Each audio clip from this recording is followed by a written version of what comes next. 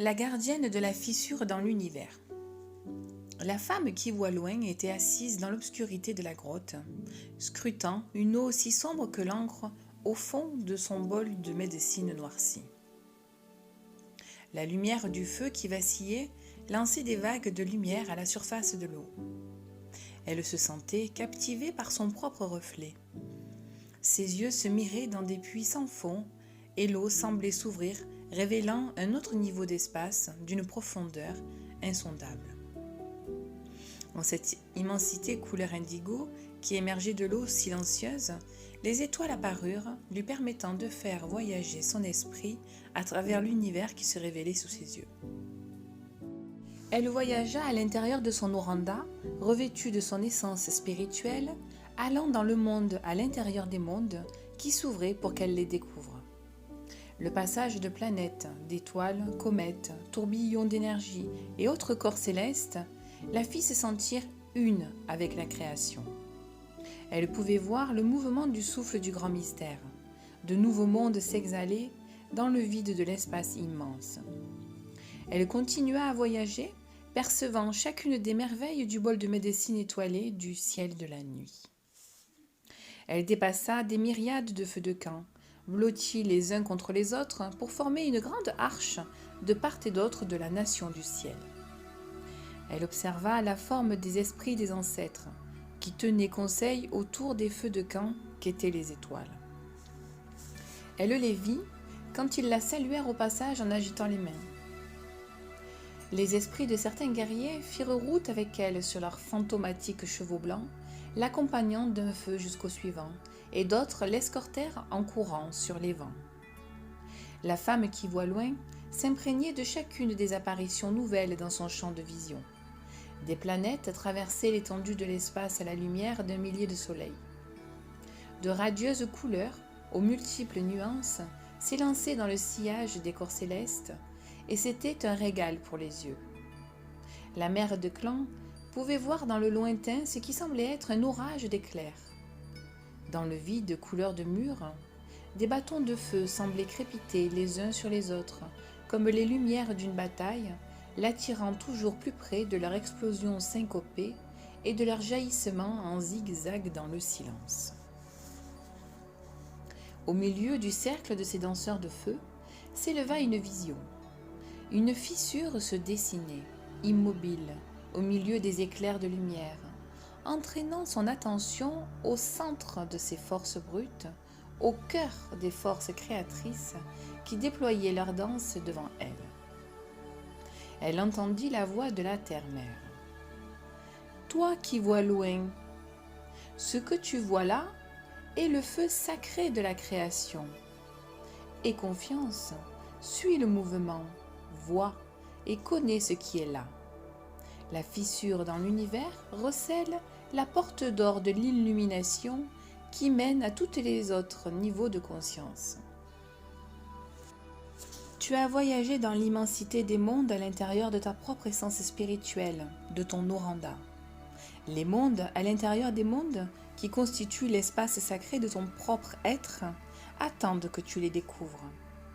Tu seras la gardienne de la porte qui conduit à travers la fissure de l'univers des opposés.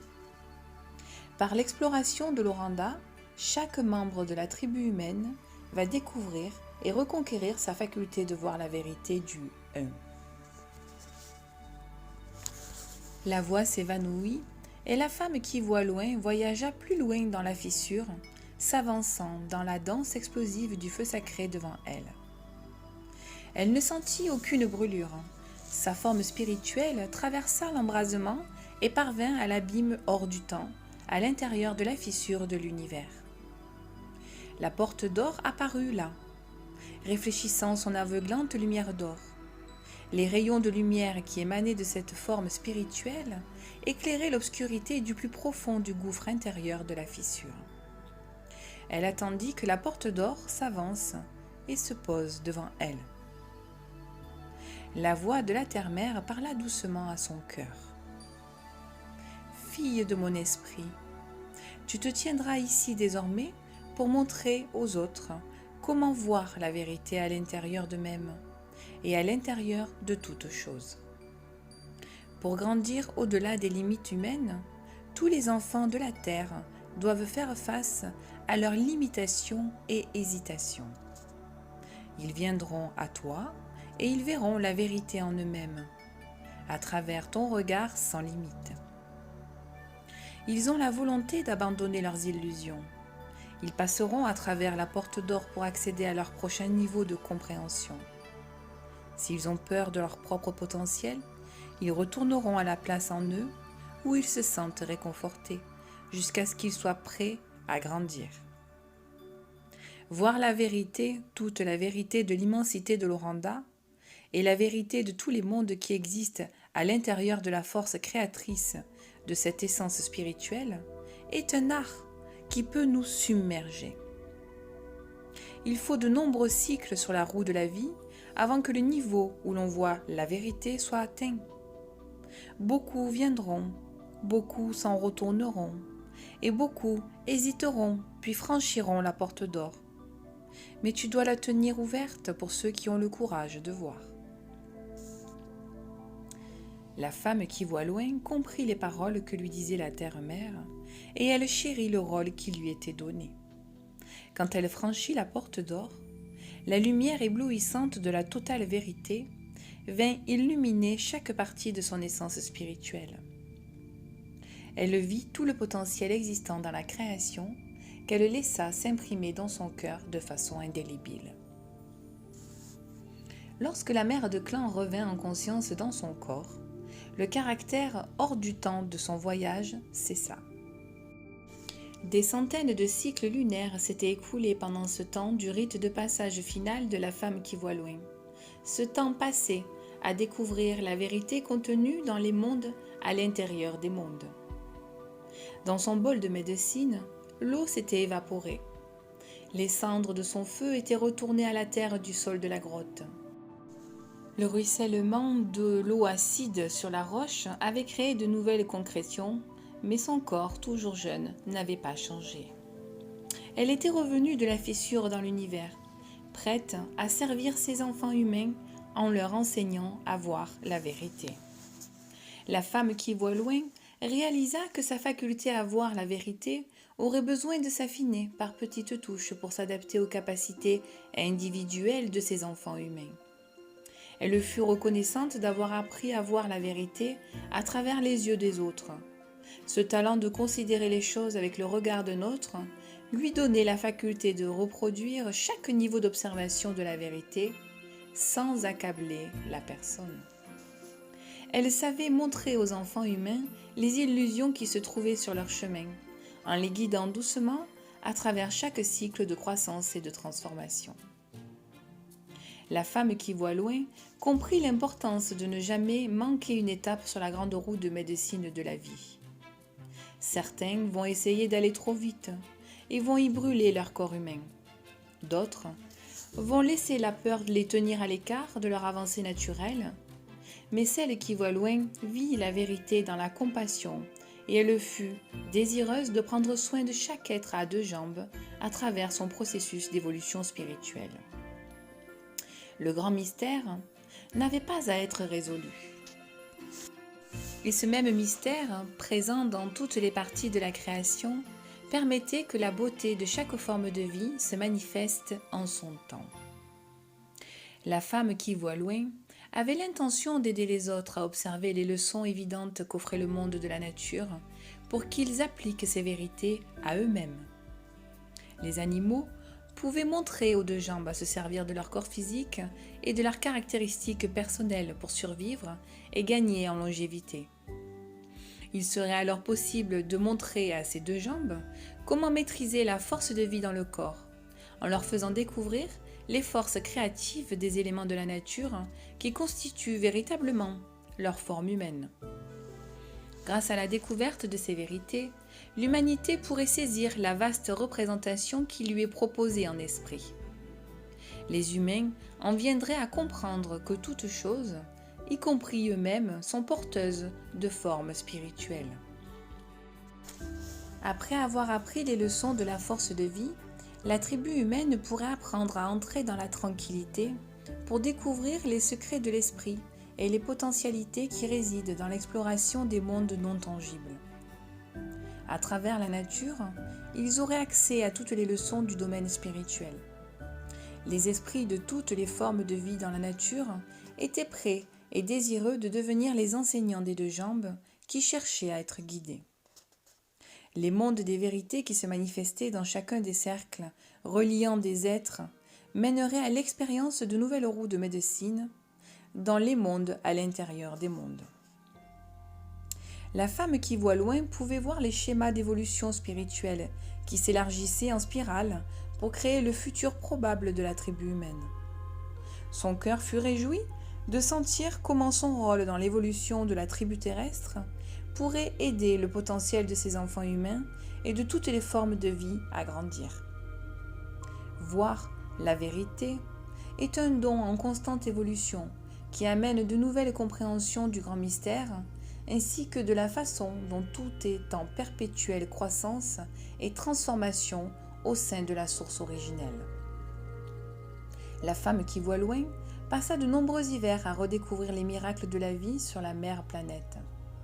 Elle montra à ses enfants humains la façon d'observer les changements du temps et la divination à travers les éléments naturels.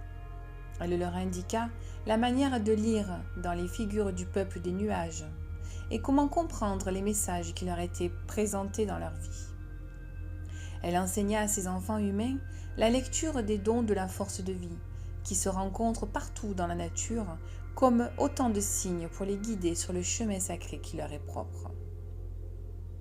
Apprendre à voir n'était pas une tâche facile pour certains.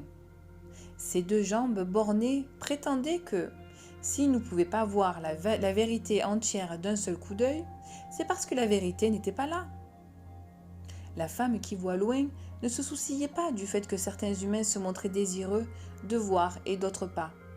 La peur de l'inconnu troublait la tribu humaine parce qu'ils n'avaient pas développé la faculté de discerner la vérité dans toutes les leçons.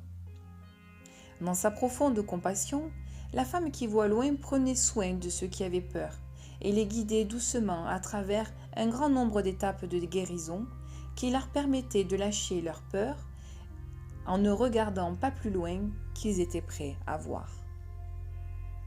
Un jour, alors que la femme qui voit loin était en train de passer du temps dans la solitude, un garçon arriva en trébuchant sur le chemin rocailleux qui menait à sa grotte depuis les sources chaudes.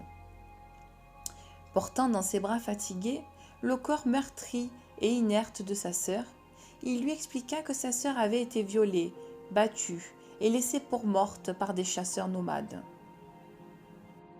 Il étendit le corps de la jeune fille aux pieds de celle qui voit loin.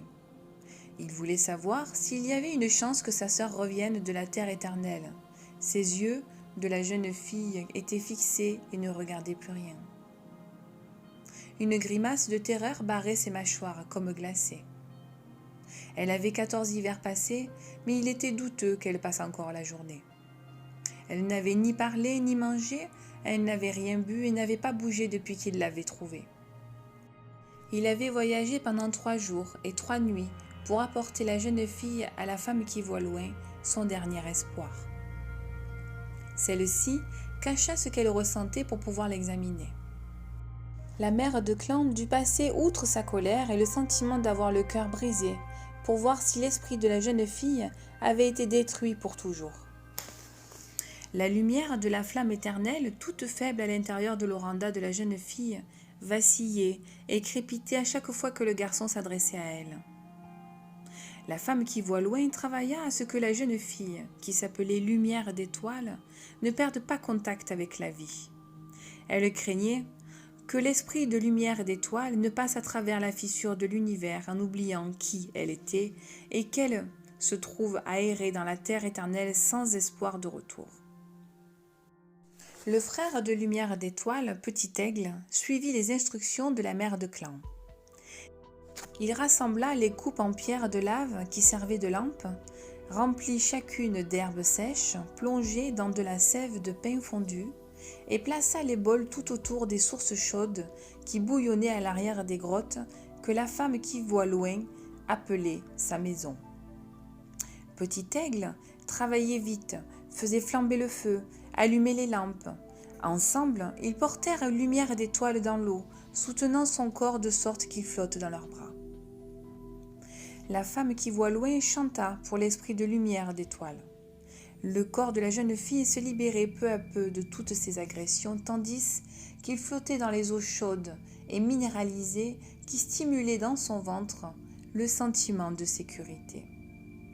Bien que la femme qui voit loin fût présente et consciente de ce qu'elle chantait, de l'adolescente dans ses bras et de la présence du petit aigle, elle était aussi consciente de la partie d'elle qui se tenait à la fissure de l'univers, s'assurant que l'esprit de lumière d'étoile n'allait pas s'aventurer à y errer. En de pareils moments, la voyante était reconnaissante de pouvoir facilement maîtriser le fait de voir simultanément les différents niveaux de conscience dans les mondes tangibles et intangibles. De nombreuses lunes s'écoulèrent, pendant lesquelles Petit Aigle et la femme qui voit loin travaillèrent à ramener doucement l'esprit de la jeune fille depuis la terre éternelle. La mère de clan insista pour que Petit Aigle reste aux côtés de sa sœur pendant le travail de guérison, parce que sa voix offrait, à lumière d'étoile, une façon de se rattacher à quelque chose de familier. Elle lui ouvrait un passage à travers le vide que le viol avait créé. La brutalité du traumatisme subi par lumière d'étoile avait fait voler en éclats son sentiment d'exister, déchiré son espace sacré en faisant exploser son esprit, rejeter tous ses sens dans l'immensité du vide, dans l'abandon.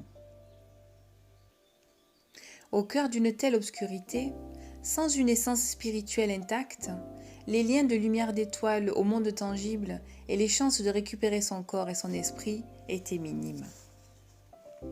Régulièrement, la femme qui voit loin voyageait dans le vide pour rassembler les fragments épars de l'esprit de lumière d'étoile. Chaque jour et chaque nuit, la voyante guidait les brisures de l'esprit de la jeune fille pour qu'elle réintègre son oranda. La femme qui voit loin disposa une roue de médecine en pierre et des sachets de médecine pour accueillir ces éléments spirituels dans un espace sacré reconstitué, jusqu'à ce que l'essence de la jeune fille soit suffisamment rassemblée pour la faire revenir du vide où elle était. Petit Aigle et la femme qui voit loin attendaient et observaient.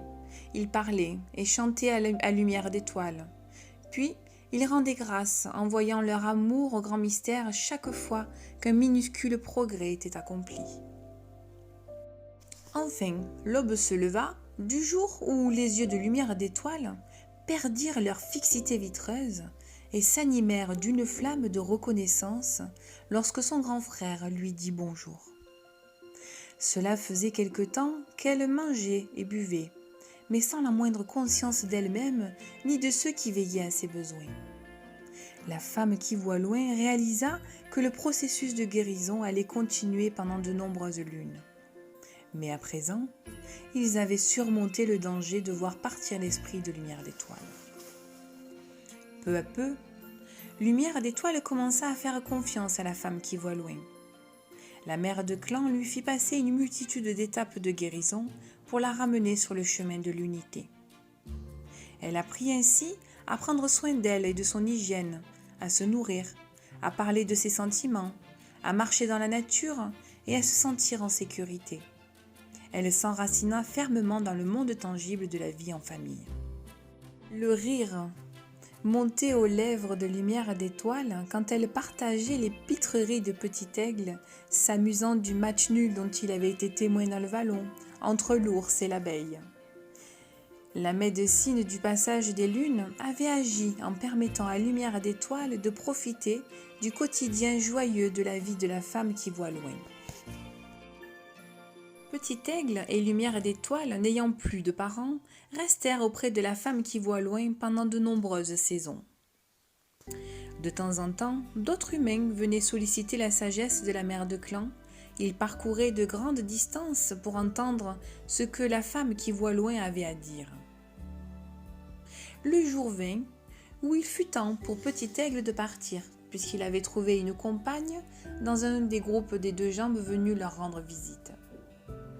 Lumière d'étoile fut attristée du départ de Petit Aigle, mais elle avait adopté celle qui voit loin comme mère, et elle sentait que les grottes et les sources étaient à présent sa maison.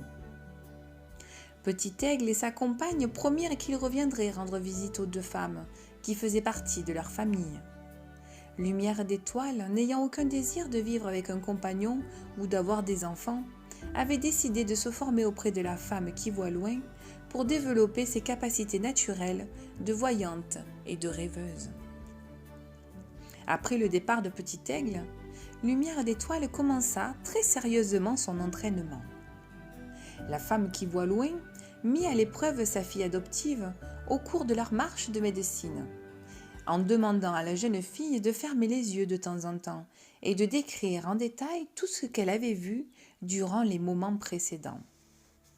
Quand des visiteurs venaient au foyer des deux femmes, Lumière d'étoile était interrogée sur les observations qu'elle avait faites lors de leur passage. Par l'observation des vérités évidentes du monde tangible, et en étant capable de le restituer en détail, Lumière d'étoile affina sa faculté de voir. Ayant achevé ses leçons, la mère de clan commença à l'instruire sur la façon d'utiliser le bol de médecine noirci rempli d'eau, en regardant longuement dans le fond d'eau, couleur d'encre, pour voir au-delà du tangible. La femme qui voit loin comprit que Lumière d'étoile possédait d'excellentes capacités. Tous les deux jambes, ayant survécu à l'éclatement de l'œuf lumineux contenant leur point de vue sacré, pouvaient avoir accès à d'autres royaumes parce que des fragments de leur esprit avaient voyagé dans le vide de la création. Le processus pour devenir voyante ou rêveuse mettrait à l'épreuve la force de Lumière d'étoile, à affronter et à traverser les mémoires de trauma qu'elle rencontrerait dans les visions qui lui apparaîtraient. Cet aspect de processus de guérison concernant tout humain ayant été abusé était délicat et pouvait être effrayant, mais Lumière d'étoile était forte maintenant. Pendant beaucoup de lunes, la jeune femme remit en question et dépassa ses cauchemars, allant au-delà des sombres réminiscences de sa douleur passée et mettant en lumière les sentiments qui pourraient inhiber sa capacité à voir clairement les choses. Celle qui voit loin était fière des progrès de sa fille adoptive. La jeune fille qui avait passé les 20 hivers était en train de devenir une voyante de talent. Souvent, lorsque des visiteurs venaient demander de l'aide pour retrouver un enfant perdu ou pour avoir le fin mot d'une mystérieuse maladie, la femme qui voit loin donnait à Lumière d'étoile les instructions pour chercher les réponses. La clairvoyance de la jeune fille était un don rare. Elle exprimait aussi tout le soin avec lequel la femme qui voit loin avait formé la jeune fille. De temps en temps, la femme qui voit loin se souvenait des leçons d'autrefois qui l'avaient amenée à devenir la gardienne de la fissure de l'univers. La terre-mère lui avait enseigné à lire les figures du peuple des nuages et à voir la source d'une maladie profondément enfouie dans le corps ou l'esprit d'un patient. En tant que jeune rêveuse, elle avait appris à voyager sur les vents avec la libellule, utilisant sa médecine de respirer à travers les illusions du monde tangible, pour en extraire l'information. Lorsque la femme qui voit loin avait appris à se servir du bol de médecine noirci, elle avait convoqué la médecine du cygne, qui est de s'abandonner au mouvement du temps du rêve en entrant dans les mondes parallèles de la réalité. La médecine du lézard de rêver les solutions et de visualiser lui avait appris la façon d'accéder aux rêves en expansion des mondes à l'intérieur des mondes. Elle avait invoqué la médecine de la taupe, de voir dans l'obscurité et d'être capable de voyager sous terre lorsqu'elle recherchait des éléments qui avaient pu être enfouis. Lorsque la femme qui voit loin sentait la présence d'un démon, elle appelait la médecine de Flicker le pivert. Flicker, celui qui fait trembler, possédait la meilleure protection contre l'ombre et le mal. La jeune voyante pouvait laisser son esprit chevaucher le dos d'une panthère lorsqu'elle recherchait la vérité de futurs événements, parce que la panthère détenait la médecine de bondir sans peur dans le vide de l'inconnu. Les yeux jaunes de la panthère voient clairement même dans le néant de l'espace vide, parce qu'ils sont de la couleur du grand-père soleil. Ces esprits totems de la nature étaient les enseignants et alliés de la femme qui voit loin. Ils l'aidaient dans sa quête incessante de voir la vérité dans tous les royaumes. Avec l'aide de l'aigle, Lumière d'Étoile avait retrouvé la passion qui illuminait sa faculté de voir. Les idéaux élevés de l'aigle avaient permis à la jeune fille de savoir qu'elle avait en elle la capacité à reconquérir l'unité de soi qu'elle avait pu sentir avant d'être violée. À chaque fois que Lumière d'Étoile ramenait un morceau d'elle dans son espace sacré, l'aigle lui faisait don d'une nouvelle clarté d'esprit, l'amenant finalement là où la femme qui voit loin allait pouvoir lui faire traverser en toute sécurité la fissure de l'univers. La femme qui voit loin entra dans la grotte au moment où la lumière faiblissante du grand-père Soleil peignait le monde au dehors de chatoyantes nuances de vermillon. Elle regarda Lumière d'Étoile en lui tendant une petite torche de brindilles allumée et rompit le silence. « Ma fille, le temps est venu pour toi de voyager au-delà des royaumes que tu as explorés. Va te purifier dans l'eau bouillonnante des sources chaudes, puis rejoins-moi dans la caverne où nous nous servons du bol de médecine pour nos quêtes de vision. » Lumière d'Étoile hocha la tête, puis, sans hâte, sortit de la grotte. Sa totale confiance dans son enseignante et mère adoptive lui avait inculqué le sens de la sécurité. La femme qui voit loin s'émerveilla de l'harmonie dans cette attitude d'acceptation de la jeune rêveuse. Lumière d'Étoile avait protégé sa propre relation avec la terre-mère et la réalité tangible, en même temps que sa compréhension du monde intangible, en ayant recours à la médecine du dauphin, sur la manière d'utiliser la respiration pour se brancher sur l'énergie disponible, sur la force de vie ou mana. Comme la femme qui voit loin, la jeune voyante pouvait voyager au-delà des royaumes physiques et au retour, utiliser sa respiration de façon adaptée pour amener de nouveau son corps à fonctionner harmonieusement. Pendant que Lumière d'Étoile se préparait pour le voyage, la femme qui voit loin s'assit avec ses souvenirs. Elle se rappela chaque pas sur son propre chemin, qui lui avait permis d'affiner les compétences dont elle disposait à présent. Elle passa en revue les heures qu'elle avait consacrées à apprendre à concentrer son esprit sur un endroit, de façon à pouvoir le projeter en cet endroit à l'intérieur du temps du rêve. Elle vit les leçons qu'elle avait maîtrisées en calmant ses pensées, en suivant les visions entrevues jusqu'à ce qu'elle révèle l'image complète de la vérité.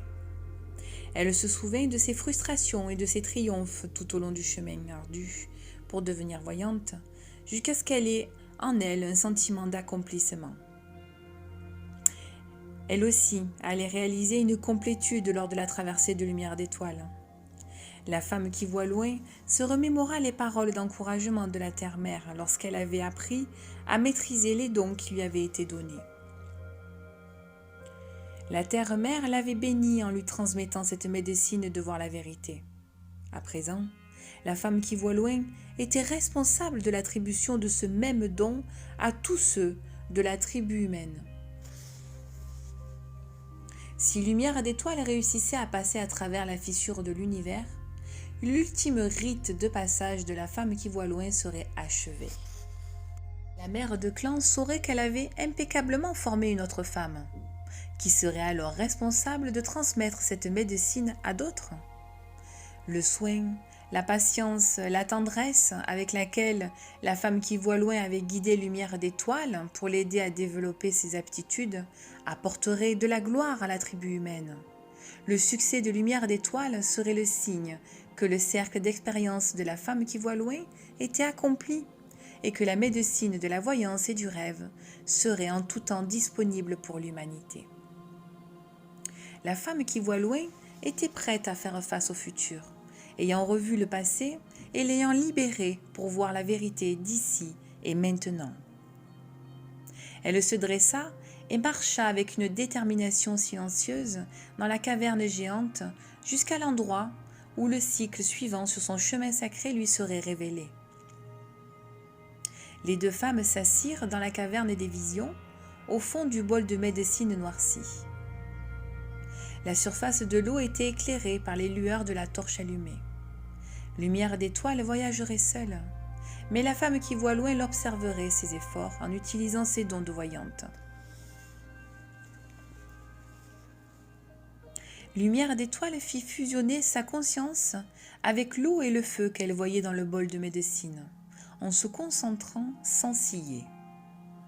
Doucement, elle abandonna son esprit au mouvement des forces élémentaires vivantes du feu et de l'eau, se servant du feu pour brûler ses idées vagabondes et de l'eau pour nettoyer tout son être du besoin de contrôler le voyage. Elle continua en faisant monter le magnétisme de la terre-mère depuis le sol en dessous d'elle jusqu'au centre de gravité de son corps, son utérus. Par la respiration, elle amena l'élément air dans ses poumons et utilisa le mana de vie pour stabiliser ses fonctions corporelles. Enfin, elle ouvrit son cœur et lâcha prise, s'abandonnant à l'amour du grand mystère. La connexion était à présent achevée. Elle combinait les chefs de clan de l'air, de la terre, de l'eau et du feu avec le potentiel créateur élémentaire du grand mystère, amalgamant ses forces naturelles avec la loi divine à l'intérieur de son oranda. À travers l'espace sans limite, Lumière d'étoile voyagea sur un rayon d'amour, apercevant les paysages de ses précédents voyages au cours de sa traversée de la vaste étendue du vide. Beaucoup de temps se passa à voyager à travers le temps du rêve pour atteindre enfin des territoires qu'elle ne connaissait pas. L'arc de beauté se tenait devant elle, scintillant de la lumière des étoiles. Cette arche pailletée était incrustée de perles qui représentaient les perles de la sagesse et de rubis qui miroitaient dans la lumière d'or. L'arc de beauté dit à Lumière d'étoile: Enfant de la femme qui voit loin, la flèche de ta forme spirituelle peut venir armer la corde de mon arc et être tirée dans le vide. Si tu possèdes la foi qui se reflète dans le rouge de ces pierres précieuses serties dans mon arceau. Tout comme toi, à travers ton existence dans la poussière de la vie humaine, l'huître produit les perles de sagesse qui t'ont mené jusqu'ici sur ton chemin de guérison. Es-tu prête à voyager plus loin? Lumière d'étoile acquiesça et sa forme spirituelle fut envoyée par l'arc de beauté dans le vide de l'inconnu. Des couleurs étincelantes filaient sur sa trajectoire, brouillant le paysage du rêve, alors qu'elle s'engageait loin et vite dans de nouveaux royaumes du temps du rêve. Lorsque sa vision se clarifia, elle vit la danse erratique d'éclairs de lumière dans le lointain. L'orage silencieux des forces créatrices la faisait s'avancer irréversiblement. Elle semblait être attirée avec facilité comme poussée par sa propre fascination. Soudain, alors qu'elle arrivait tout près des êtres de bâtons de feu qui crépitaient en silence devant elle, elle aperçut une lumière couleur d'abricot qui lui rappela le lever du grand-père soleil. La radieuse couleur se nuançait de légers contrastes de teintes jaunes boutons d'or ou tournesol. Devant l'énorme fissure dans l'espace, une silhouette apparut, délicatement bordée de la lumière de l'or le plus fin. La silhouette prit davantage de consistance et Lumière d'étoile fut attirée tout près jusqu'à ce qu'elle puisse voir son visage. Les bras accueillants de la femme qui voit loin entourèrent la forme spirituelle de la jeune fille. Elle ressentait à travers cet être tout l'amour de la course de l'univers.